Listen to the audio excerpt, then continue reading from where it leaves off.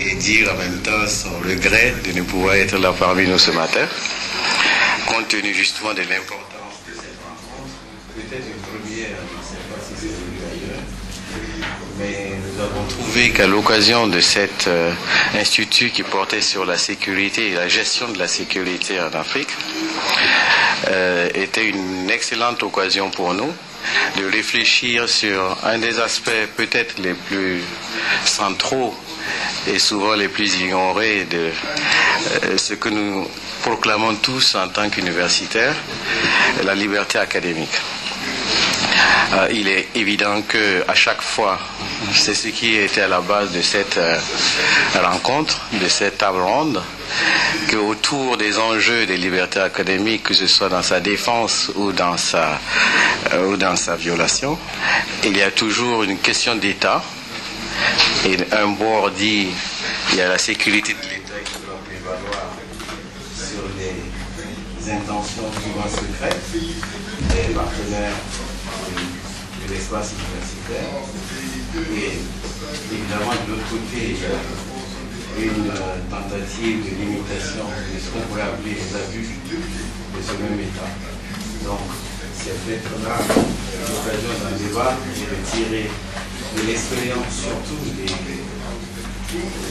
événements passés, de tirer peut-être des leçons. Et nous espérons poursuivre la réflexion. Parce qu'on sait bien qu'une table ronde ne suffira pas à épuiser la discussion. Mais nous attendons beaucoup de cette contribution, de ces différentes contributions. Et je ne serai pas très long comme je suis en train de faire ce matin-là. Simplement vous remercier tous d'avoir accepté notre invitation. Vous remercier les lauréats de l'Institut d'avoir un peu changé leur programme pour nous accueillir. Et en particulier son directeur qui a fait avec beaucoup de bienveillance et s'impliquer dans une manifestation pour nous accueillir. Sur ce, je vais laisser la parole à mon collègue en charge de cette manifestation, Carlos Cardozo. Je vais le dire.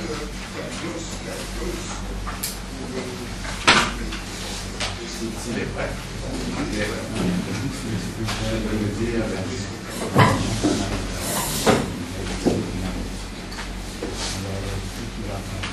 Merci. Bonjour à tout le monde. Soyez les bienvenus à Dakar, au Dosria particulièrement. Je vais vous entretenir avec un français lusophone pendant, disons, quelques minutes. Je m'en excuse dès le début. On m'a demandé de dire un mot sur le programme Liberté académique du CODESRIA. Je pense que je devais commencer ce propos avec une mise au point.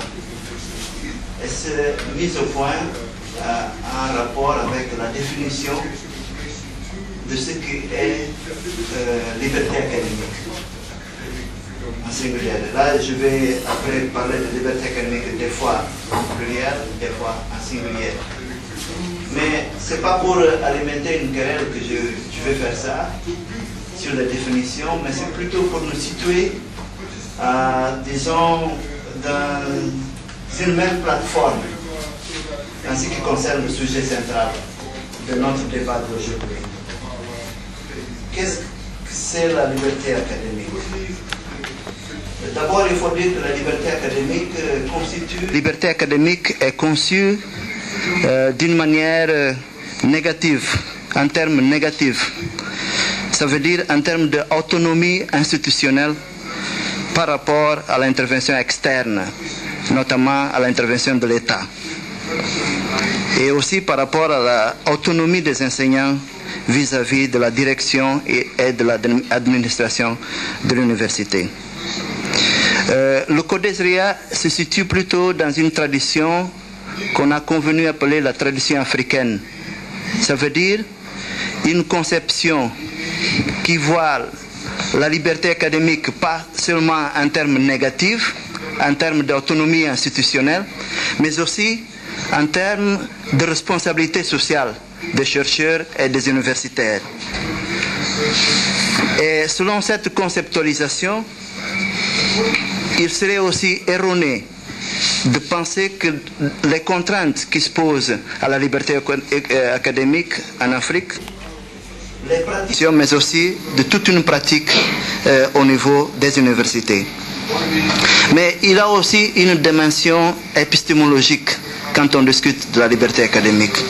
Et cette dimension épistémologique a un rapport avec ce que beaucoup appellent, disons, une certaine tendance de hégémonie de certains paradigmes occidentaux par rapport à la production scientifique en Afrique. Et on sait donc dans cette tentative que souvent on veut transformer la construction métathéorique qui proviennent d'ailleurs dans des paradigmes valables, universels pour tout le monde. Nous nous situons plutôt dans une perspective qui voit cette dimension épistémologique comme touchant le problème de la décolonisation des paradigmes. Pourquoi le Code Ezria a voulu avoir un programme sur la liberté académique? J'ai identifié trois causes, trois raisons d'être de ce programme. D'abord, il me paraît qu'il a une raison à la fois historique et logique. C'est que la liberté, la volonté de développer les capacités et des outils scientifiques susceptibles de promouvoir la cohésion, le bien-être et le développement des sociétés africaines a fait que le Code Ezria, dès le début, en plaçant cette volonté comme un des principes fondateurs, a voulu qu'il y ait une autonomie des chercheurs dans l'accomplissement de la mission de conseil. Donc c'est un aspect qui a directement à voir avec les principes fondateurs du Code Ezria. Cette volonté de développer des capacités scientifiques qui fait qu'il est une nécessité que le chercheur soit autonome dans l'accomplissement de ses tâches. Une autre raison historique, c'est qu'à partir, disons, des années 70, vers les années 60, début 1990, il a eu ce qu'on appelle les programmes d'ajustement structurel. Bon, déjà, les États africains, beaucoup d'États africains étaient en difficulté par rapport à la gestion de leur économie. Et ces difficultés ont fait que beaucoup d'États ont fait appel disons, à des subventions, à des prêts vis-à-vis de certaines institutions internationales, notamment la Banque mondiale. Donc, cette crise économique prolongée a fait que les universités africaines ont vécu aussi une époque difficile qui a fait que certains gouvernements africains ont déjà supprimé, sinon diminué drastiquement les subventions à l'université, aux universités. Donc, il y a toute une conjoncture économique, politique qui a fait que les universités sont rentrées dans une période difficile qui a même entraîné, disons, des contraintes sérieuses par rapport au développement de la recherche, les subventions qui sont coupées. Donc, toute cette circonstance-là a fait que la liberté académique, donc les conditions de production du savoir sont devenues très difficiles dans une université africaine. Et ça, c'est une des raisons aussi pour laquelle le CODESRIA a pensé à développer un programme qui pourrait venir en aide, disons, à la solution de ces problèmes-là. Une troisième raison, elle est plutôt logique à mon avis, c'est que sans liberté, il n'y a pas de créativité et pas de production de savoir par conséquence. Donc la production du savoir, et surtout un savoir endogène et autonome, c'est la raison, à mon avis, d'être de tous les travaux du CODESRIA, mais particulièrement la raison d'être de ce programme sur la liberté académique. Donc, toujours dans cette perspective de décoloniser l'épistémologie des sciences sociales occidentales. Donc, pour conclure cet aspect, je dirais que la revendication de la liberté académique, elle est d'ordre politique, oui, mais avant tout, elle a aussi une relevance épistémologique. Et c'est dans cette perspective-là que nous essayons de développer nos programmes au niveau du CODESRIA. Et ça nous amène aussi à un autre point qui a trait à la question des franchises universitaires. Je crois que jusqu'à aujourd'hui, il y a une conception de liberté académique qui nous fait penser que la liberté académique touche plutôt les franchises universitaires.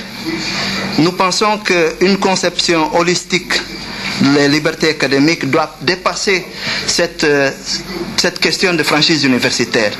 Dépasser dans le sens que elle a une dimension épistémologique, comme je viens de le souligner, mais aussi de voir que les franchises universitaires ont tendance à nous faire enfermer dans un ghetto, disons, de l'université. On ne voit pas la liberté académique comme quelque chose qui dépasse le campus universitaire, comme étant une liberté qui est liée aussi à la liberté de citoyen, tout court, à la liberté et à les droits humains, tout court. Et dans ce sens, je crois que la déclaration de Kampala a posé, disons, des jalons pour ce qui concerne une conception plus élargie, plus holistique de la liberté académique. Et je crois savoir que la déclaration de Kampala est une des plus avancées dans ce domaine. Il y a eu avant d'autres déclarations comme après, et notamment la déclaration de Dar es Salaam, pour rester au niveau du continent. Mais donc cette déclaration de Kampala a posé, disons, certains problèmes qui concernent la liberté académique en Afrique. Mais à mon avis, il faut pouvoir revisiter, et je crois que le moment est venu pour ça, de revisiter cette déclaration dans une perspective qui essaye de nous projeter vers l'avenir, Je vais dire par là que jusqu'au jour d'aujourd'hui, on a encore des problèmes au niveau de nos économies en Afrique. Bon, on ne veut pas rentrer dans un débat sur les causes de cette crise économique qui perdure, mais toujours est-il vrai qu'il y a des problèmes économiques qui se posent. Et à mon avis, la déclaration de Kampala n'insiste pas suffisamment sur l'aspect économique. Dans sa liaison avec les problèmes de liberté académique. Je pense qu'il y a lieu d'insister sur l'aspect académique parce qu'il ne sert à rien d'avoir des textes bien parlants si les conditions matérielles et économiques ne les emboîtent pas le pas.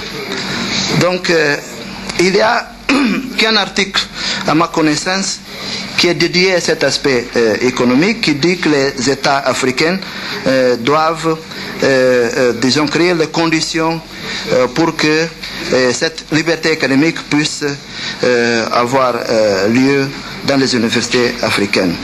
Je crois que, en revisitant aussi la déclaration de Kampala, on est forcé à reconnaître que l'aspect, disons, de la suivi des mécanismes disons, du suivi de cette déclaration n'est pas suffisamment articulé dans cette déclaration. Peut-être c'est un aspect sur lequel il va falloir continuer à travailler pour qu'on puisse trouver des moyens, des voies et des moyens pour que ces principes énoncés dans la déclaration de Kampala soient traduits dans la pratique et dans la promotion de la liberté académique en Afrique.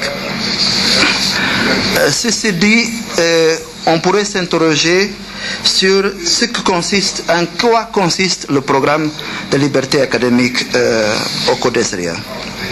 Je dirais que le programme, c'est un ensemble d'activités dont le but est de promouvoir la liberté académique dans les universités africaines. Ça veut dire qu'il a plusieurs volets, il a plusieurs composantes, dont les plus importantes sont la recherche, la publication des travaux concernant la liberté académique en Afrique, et troisièmement, la promotion de débats et de réflexions sur la liberté académique en Afrique. Dans chacun de ces domaines, le CODESRIA a développé pas mal d'activités et pas mal d'actions. Peut-être on pourrait ajouter une quatrième dimension, c'est l'appui aux chercheurs et universitaires en difficulté. Je me souviens que, par exemple, pendant la guerre de 98 en Guinée-Bissau, le CODESRIA a pu venir en aide aux chercheurs de la Guinée-Bissau, comme on le fait aujourd'hui encore par rapport à certains chercheurs de la Gambie, par exemple, qui sont en difficulté, soit parce qu'ils sont persécutés, soit parce qu'ils ont même des difficultés d'ordre matériel. Donc, c'est une autre dimension de programme. Toujours est-il que la publication et la promotion de débat a eu, disons, a occupé une partie très importante de ce programme. On a fait pas mal de publications, surtout au début de la mise en place de programmes. Et ces publications, certaines ont été distribuées ce matin, je crois savoir. Donc, ça montre que cette dimension est aussi importante dans le programme. Ces dernières années, on a organisé plusieurs conférences, des conférences en Guinée-Bissau, en RDC, en Côte d'Ivoire, au Soudan, en Guinée-Conakry. Dernièrement, la toute dernière était en Guinée-Conakry. Donc, nous pensons que c'est un aspect important de continuer à débattre sur ce problème, de s'échanger sur ces problèmes de la liberté académique. Pour finir cette petite présentation, il y a une autre question à laquelle j'aimerais répondre. Quelles sont les perspectives de ce programme de liberté académique en Afrique pour ce qui concerne le cours des Syriens? Nous pensons que, comme j'ai essayé de le faire comprendre, nous pensons que les temps changent, qu'il faut adapter nos instruments. On est constamment appelé à travailler là-dessus. Il faut adapter nos instruments, nos moyens à ce changement.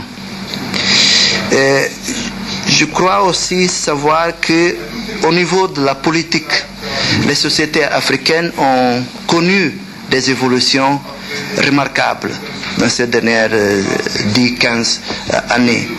Donc on peut se poser la question, si un programme qui a été créé en 1994 pour répondre à certains défis, est-ce que ce programme-là, après 15 ans, est à mesure de répondre, ou elle est là pour répondre aux mêmes défis, ou bien elle est plutôt... And the same criteria and the same to face the same challenges that we are experiencing today? Let me say that the behavior of political authorities and political university leaders has considerably changed, and the environment also. I do think, therefore, that we can run the risk of saying that we have more freedom today. The conditions of knowledge production has changed. I'm not saying that things have... qu'il n'y a plus de problème. Mais dans ce contexte-là, je crois qu'il faut interroger aussi nos moyens et nos instruments de travail. Et c'est dans ce sens que nous avons revisité toute l'expérience qu'on a eue ces dernières années. Et on pense que dans l'avenir, il faut continuer à travailler avec des institutions universitaires africaines dans le sens de promotion des conférences, pas seulement sur la liberté académique, mais aussi sur les questions des droits de l'homme. Et qu'on doit continuer à travailler dans une perspective de lier toujours les droits de l'homme à la question de la liberté académique. Et de le poser comme un problème de citoyenneté et pas un problème spécifique à l'université et faire de l'université un ghetto par rapport à l'ensemble de la société. Donc je pense qu'il faut continuer à travailler dans cette perspective, mais aussi parce qu'on a cette perspective, il faut pouvoir développer des liens avec des institutions, notamment la Commission spéciale des droits de l'homme et des peuples de l'Union africaine, dans le sens de plaidoyer des problèmes auxquels nous sommes confrontés. Mais aussi, il faut créer des conditions pour que on puisse avoir un réseau d'alerte sur les libertés académiques dans les universités africaines.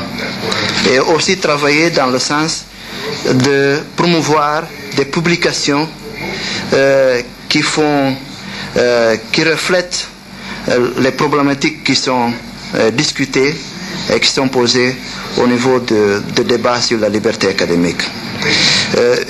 Si vous permettez, je vais terminer pour dire que pour moi cette table ronde elle est très importante parce qu'en revisitant certains textes, on voit que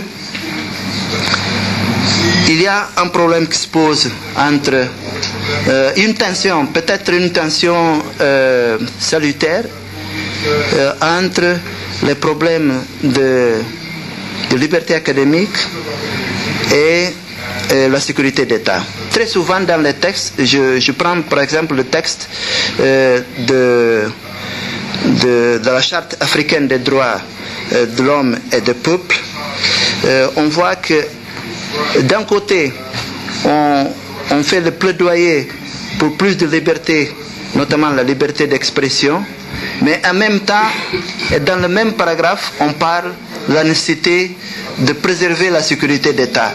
Donc là, il y a une tension sur laquelle il faut débattre.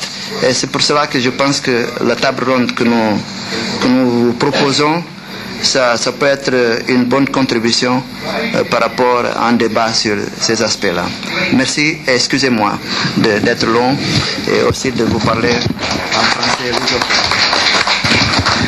Tu es tout excusé, Carlos. On a bien senti l'ambition que tu as voulu exprimer, et aussi les écueils, les difficultés à satisfaire cette ambition. Mais je crois que toute l'assistance partage déjà cette ambition. C'est déjà un très gros pas. Et je suis personnellement très sensible aussi à l'évolution que tu as mentionné, parce que les bandes de lycée où on jetait les pierres aux gendarmes, à l'université, et maintenant dans le recours au droit, c'est peut-être des évolutions individuelles, mais je pense que c'est des consciences collectives. Ok, donc je vais, avant de passer à la deuxième session, nous avons un tout petit peu de retard, à la première session, pardon. Je voudrais, si vous le permettez, remercier spécialement nos amis qui sont venus du Sénégal, les intervenants. Monsieur Ousmane Kamara, que vous voyez là, qui a accepté avec vraiment beaucoup de gentillesse de participer, de nous faire partager son expérience très riche. Le professeur Magatiam également, qui est méditant, ne parle pas beaucoup, mais qui a accepté de venir nous apporter sa riche expérience également. Le docteur Boubacar Bodj, qui a accepté de venir partager une expérience plus récente, mais néanmoins enrichissante. Je voudrais aussi remercier nos amis qui viennent du Mali, de très très loin. Nous connaissons, n'est-ce pas, la riche histoire du Mali et la riche histoire récente du Mali. Et nous sommes très heureux de vous accueillir, d'accueillir plutôt le professeur Yoro Diakité, qui est professeur de mathématiques, mais dont on voit bien que l'univers des mathématiques est très large, et il va nous faire partager sa logique dans le champ universitaire. Le docteur Oumar Maliko également, qui est ancien secrétaire général de l'Union des étudiants maliens, je crois, et qui est actuellement responsable de parti et député à l'Assemblée nationale du Mali. Nous sommes très heureux de vous accueillir, merci beaucoup. Nous regrettons que M. Soumaliou Maïga, qui a des contraintes familiales, n'ait pas pu arriver aujourd'hui, mais il nous a promis de nous envoyer son texte, donc nous serons ravis de lire ce texte-là. Donc je n'oublie pas nos invités qui ont accepté de venir partager ces expériences-là de Dakar. Bon, sans plus entendre, je vais demander au professeur Alemika s'il veut bien présider la première session. Voilà, c'est à vous. Vous êtes aux commandes. Et encore une fois, merci beaucoup. You can do that.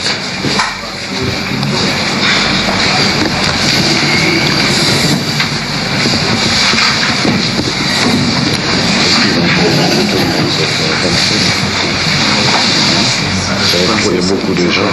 Seconds each to introduce ourselves, our names, and that's about that for now. We go in an orderly manner just from the back here, and we take around the table. Can we start from here? Mon nom c'est Abdon Sofonou.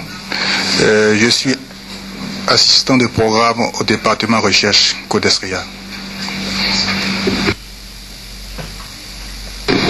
My name's Roslina Chieng, and I would like to welcome our guests from Mali and Senegal to Codesria, and we are all looking very forward to share in your experiences and debate with you on the state of academic freedom in Africa right now. Thank you. Je suis José Carlos Kimou, lauréat du Codesria, Université de Cocody, Abidjan.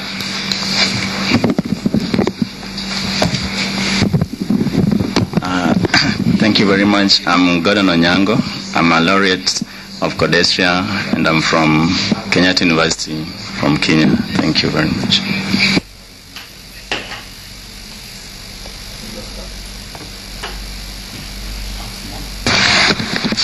I'm Norman Mlambo from the Africa Institute of South Africa. I'm a researcher there. C'est Sohna Mariama Sissé. Je suis étudiante à l'Université Gaston Berger de Saint-Louis du Sénégal. Je suis lauréate de l'Institut sur la gouvernance. Merci. My name is Joseph Mwangi Macharia from Egerton University, Kenya. I'm a laureate in this institute.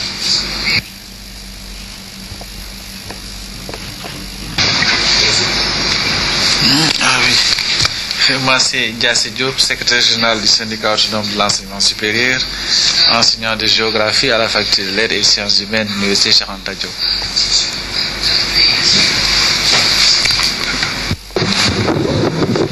Bonjour tout le monde, mon nom est Pendambo. J'enseigne l'histoire du Moyen-Âge à l'Université Cheikh Anta Diop de Dakar. J'ai dirigé l'Institut sur le genre en 1998 ici au Codesria et j'ai publié un texte sur la liberté académique et le genre avec Ibrahim Sall. Merci. I am Adeline Gué. I'm a laureate in the Governance Institute. I'm from the University of Buea, Cameroon. Bonjour, je suis Mohamed Cherif Diarra, je suis le coordonnateur du programme Finance et Éducation du Codesria. Merci, bonjour. Je suis le professeur Yoro Diakité, je suis professeur de mathématiques à l'université de Bamako, ancien ministre.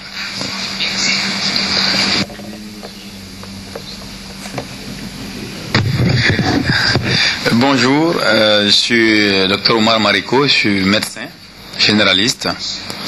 Je suis secrétaire général du Parti Solidarité Africaine pour la démocratie et l'indépendance.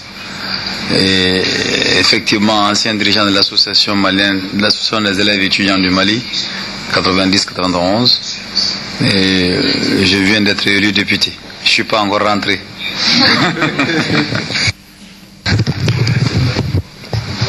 Bonjour, je m'appelle Ibrahim Massal.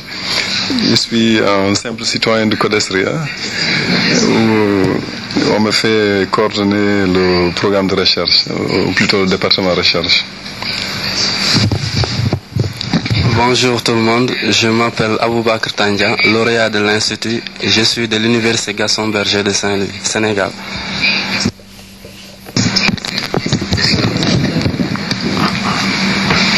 Good morning. I'm Glory Eka from Nigeria, and I'm a laureate in this institute. Thank you. Amadi Ali Dieng, je suis un ancien fonctionnaire de la banque à la retraite. Merci. Je suis Anne-Marine Saka de l'Université de Kinshasa, en République démocratique du Congo. Lauréate. Merci. Je suis Bagarou Froba Traoré. Je suis du Point Sud, centre de recherche sur le savoir local, Bamako, Mali. Je suis lauréat à l'Institut.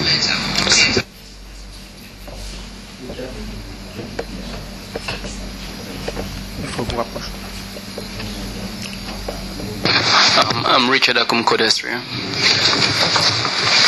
Comment Alaga? Moi, c'est Sila Almami, Mali, lauréat. Seydou Malanissi, ancien recteur de Dakar. Dominique Tchenke, Université de Kinshasa, RDC, lauréat Codesria. C'est Mohamedou Sira Diallo, je suis lauréat du Codesria, Université Gaston Berger de Saint-Louis, section de sciences politiques. Merci.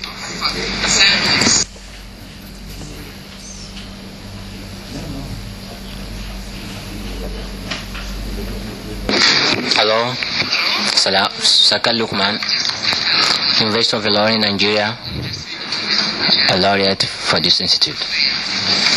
My name is Philip Akpen. I'm a laureate for this institute from University of Abuja.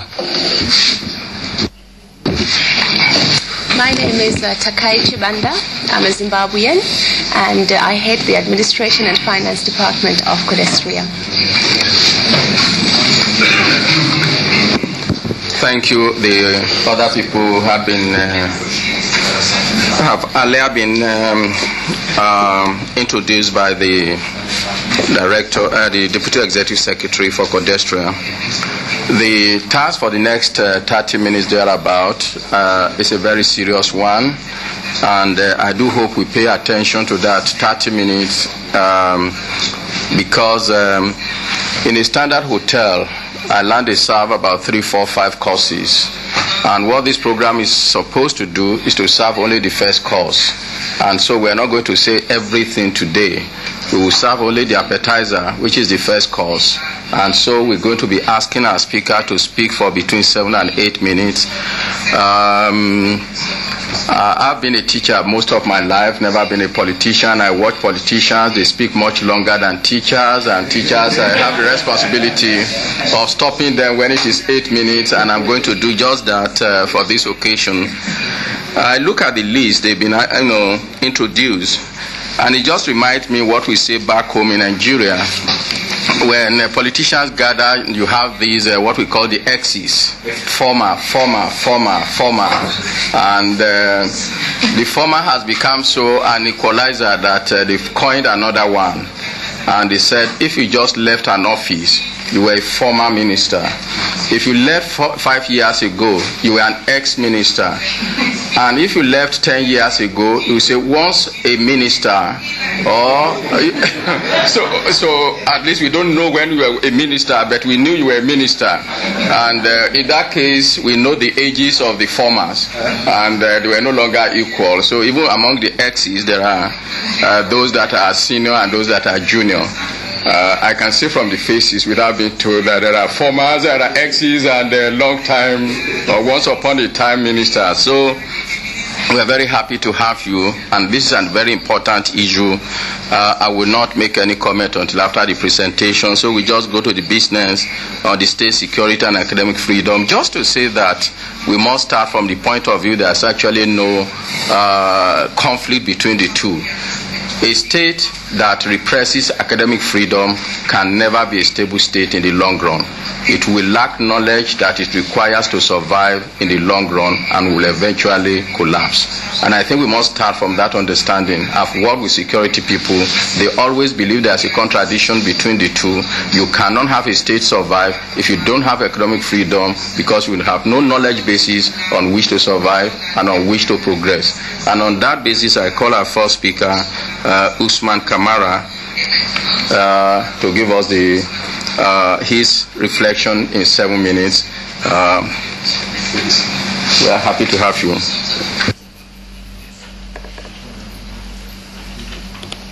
Ouedraogo, qui m'avait demandé, parce que je ne connaissais pas le Codestria, de venir témoigner de mon expérience sur le sujet que vous avez bien indiqué. Alors, puisque je suis vieux et que j'ai des trous de mémoire, j'ai demandé à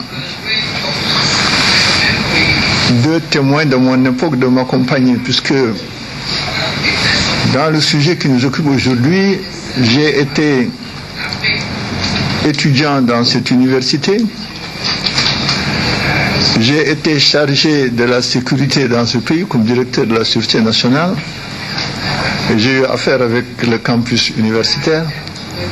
Ensuite, j'ai été chargé de l'enseignement supérieur dans ce pays, donc j'ai été encore aux prises avec le monde universitaire, et j'avais demandé à mon compagnon étudiant, qui est Amadou Aliyen, de m'accompagner pour pallier mes difficultés de remémoration. J'ai demandé aussi au recteur qui était avec moi à l'époque, Seydou Madanissi, devenu depuis lors ministre, de venir avec moi. Je pensais que donc le Codestria voulait que je puisse parler de mon expérience. Mais voilà qu'il y a 3 jours, le même Codestria me demande de faire un papier.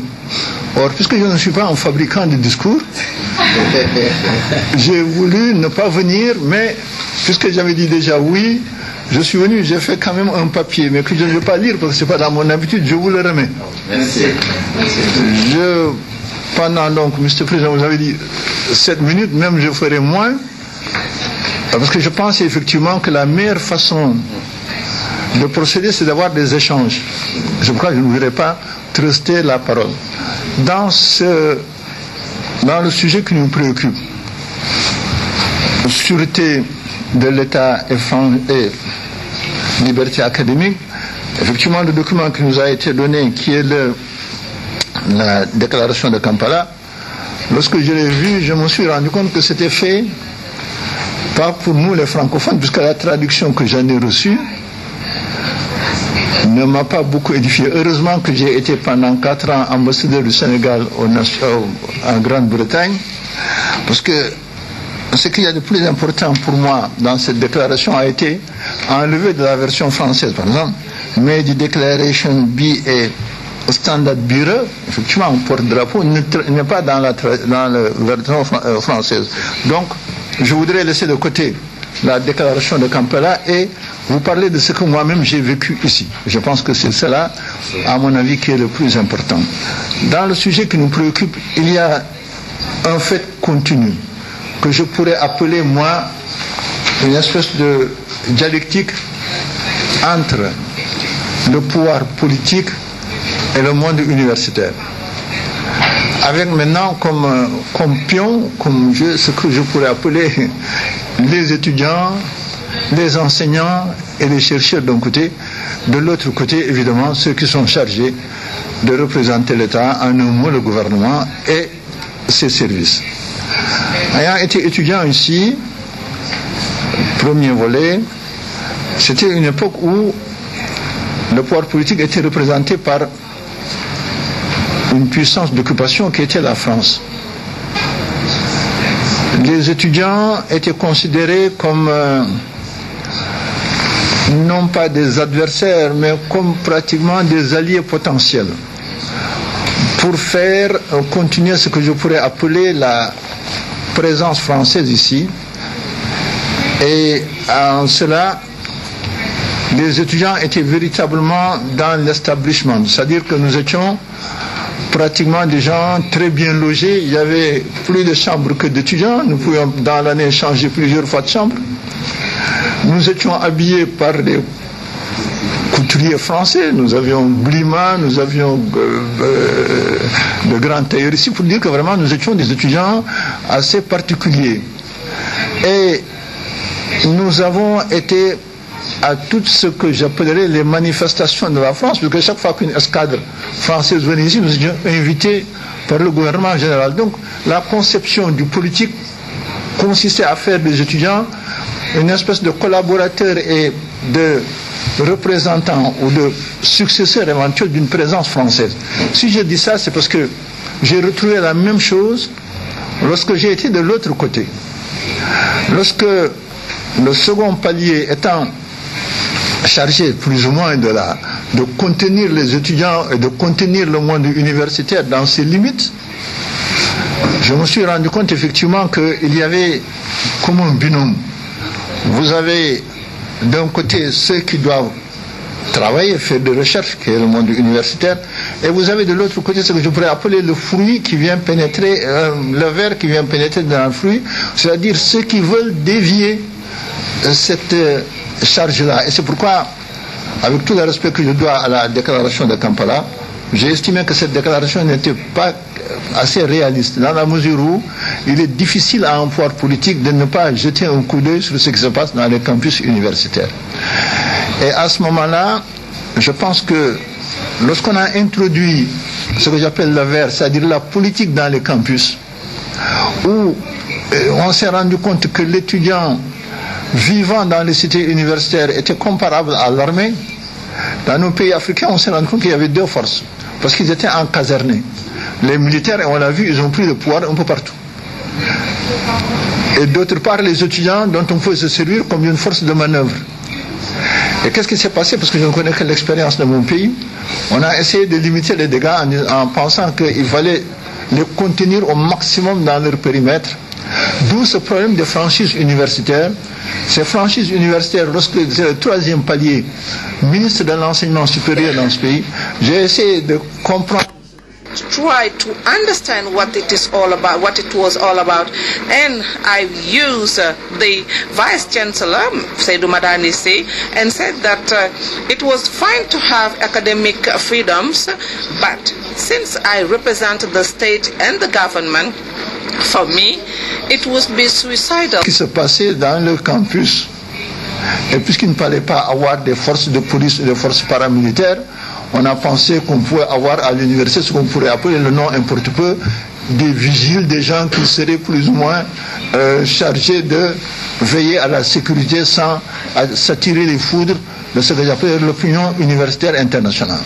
Donc voilà pour moi la situation telle que ça se présente. Est-ce que cela a évolué depuis? Je pense que en lisant la déclaration de Kampala, j'ai l'impression qu'il y a une variété de campus et une variété de situations.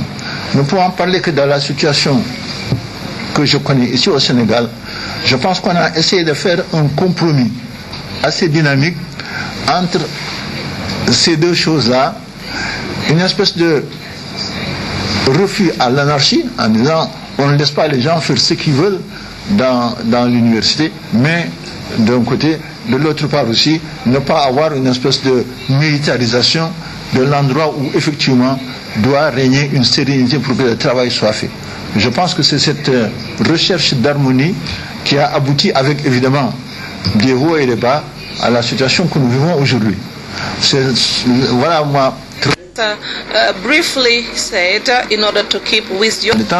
Voilà les jalons moi que j'indique en pensant que avec la discussion que nous allons avoir, on pourra peut-être approfondir un point ou un autre, puisque ma situation, j'allais dire historique à un moment donné, m'a permis, étant ministre de l'enseignement supérieur du Sénégal, à visiter d'autres pays et à voir que pratiquement, très souvent, les limites même de ce que j'appelle les franchises universitaires existent davantage dans les, je ne dis pas chez les enseignants que chez le politique, puisque je me suis rendu successivement au Ghana, au Nigeria et plus près de nous à Ouagadougou, mais tout ce que nous avions comme organisation commune, quand par exemple nous avions une école à Ouagadougou qui s'occupait d'agriculture, nous avions aussi ici l'école inter-état vétérinaire, mais dès qu'il s'agissait de nous organiser, on s'est rendu compte que les difficultés venaient davantage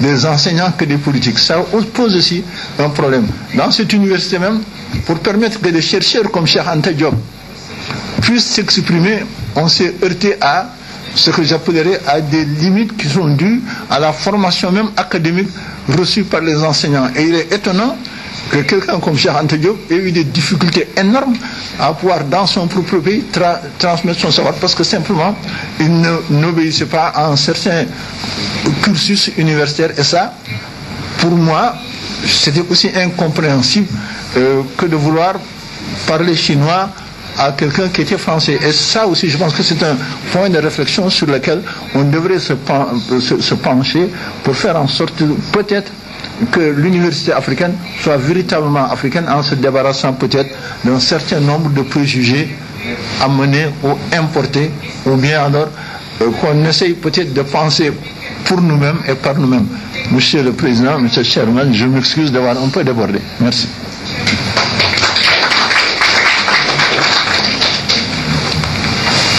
Thank you so much. You've spoken like a former Minister of Higher Education, not as a politician. You were within time. We go on to the second speaker, Boubacar Mbodi, again also a former and former. Ok. Merci beaucoup. Donc je pense que en 7 minutes, il va être difficile un peu de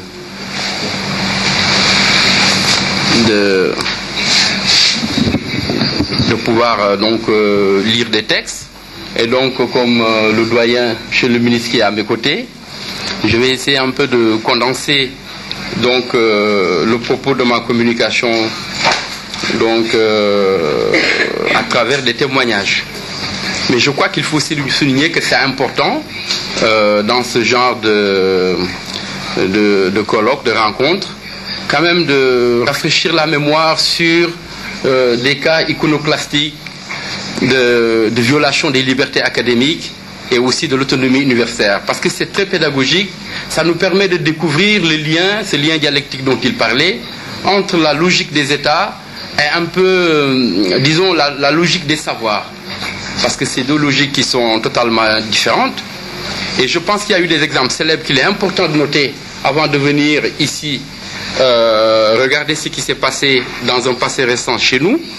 Et le premier exemple que je voulais donner, c'est un peu lors de la guerre d'Indochine, du Vietnam, pardon, où des savants américains ont refusé de participer à des programmes qui, manifestement, étaient destinés à élaborer des armes chimiques. Et ça a créé un grand remous dans les campus universitaires.